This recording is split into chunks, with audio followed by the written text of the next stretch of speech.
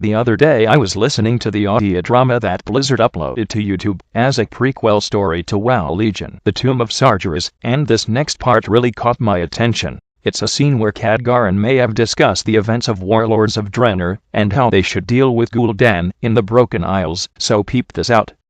Maiev wasn't finished. Gul'dan sailed to the Broken Isles before you caught up with him. And then what? A little fire allowed him to escape and swim the rest of the way? A little fire? It had been a merchant vessel. Many passengers aboard. When Khadgar first spotted the ship, Gul'dan had stacked the shriveled, desiccated corpses of the adults on the deck and had lined up all the children as living shields against him. And then, with a single spark of fell fire, the memory filled Khadgar with anger, and he spoke without thinking. I forgot. You never suffer such setbacks. Remind me, how many of your sisters did you leave to die during your hunt for Illidan? There was absolute silence in the meadow. Each passing second widened the gulf between them. When Maiev responded, she spoke with finality. Any help I would give you would be wasted. Moreover, you are wrong. There is nothing left in the tomb. Many new players may not know what it means for Maiev to remember what Khadgar approached her. So here I am once again to explain it all to you.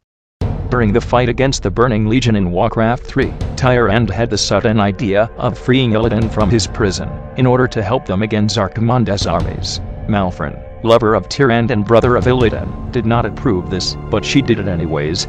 So, after the Battle of Mount Hyjal, Maiev and her warden started hunting down Illidan. We all know who Maiev is, right? The Javert of the Warcraft universe. She had a kind of rivalry with Tyrande, and had voluntarily guarded Illidan's underground prison for 10,000 years. So she wasn't very happy about Illidan being free. Moreover, Illidan had already consumed the power of the skull of gul'dan, and had awakened the Naga. I've spent so long underground, I'd forgotten what the stars look like. I fear for Maiev. She feels responsible for Illidan's escape. Moonlight shines upon the guilty and the innocent alike. We will find justice. Exercise, stunning scenery? This beats prison duty any day.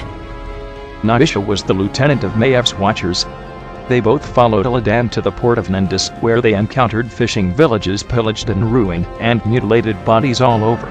Naisha fought through Illidan satyrs, and even their newest enemy, the Naga.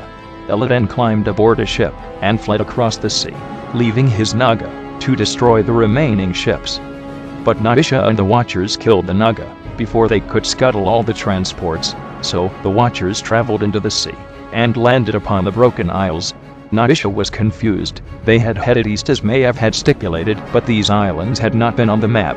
Maiev recognized the strange ruins. It was Suramur, her ancient homeland, before the Great Sundering. The lieutenant was in awe. She didn't know what sort of power could raise islands from the seafloor. Naisha and Maiev battled through Illidan's guards, and found him rushing into the Tomb of Sargeras. But within the tomb, they found strange runes written with blood upon the walls. They were Orcish runes, and they related the tale of the first gul'dan. Naisha noticed that they continually referenced an eye, and Maiev guessed that it was a demonic artifact, and that perhaps Illidan was looking for it. In fact, he was. After absorbing the power of Gul'dan's skull, he gained some of his memories, so Illidan knew the path to the artifact. The Night Elves also encountered Lady Vash, the subordinate of Illidan, and she revealed them the truth about the Naga, Queen Azshara, and Suramur, before escaping. Both Watchers tracked Illidan to the inner core of the tomb, where he had found the Eye of Sargeras, and promised to make Maiev his first victim, by using the eye to bring the tomb down around them. They were immediately cut off from the rest of the tomb, which was already sinking and collapsing. Maiev's teleporting powers would save her, but the Watchers would be left behind. Naisha, however, told her to forget about them, and flee to warn Malfurion of his brother's insidious intentions. Maiev reluctantly left her followers behind. So, this is what Khadgar is referring to. Maiev was forced to abandon her Watchers there. This only made Maiev's hate for Illidan even stronger, and swore to avenge Naisha and the others. Will we see any references to Naisha in Legion? We don't know it yet. Naisha didn't make any appearances after the events of Warcraft 3, though she got her own card in the World of Warcraft trading card game. But many years later, by the end of the Burning Crusade, Maiev finally confronted Illidan in the Black Temple, alongside Akama and the other heroes. Some of you may remember it. During that battle, Maiev keeps shouting things at Illidan, and one of the things she say is, "That is for Naisha!"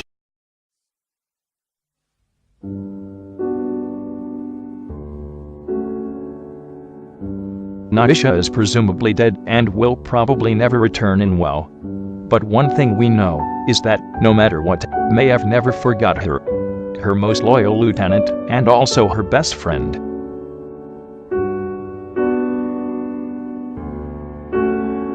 Don't forget to smash that motherfucking like button. Share and subscribe for more.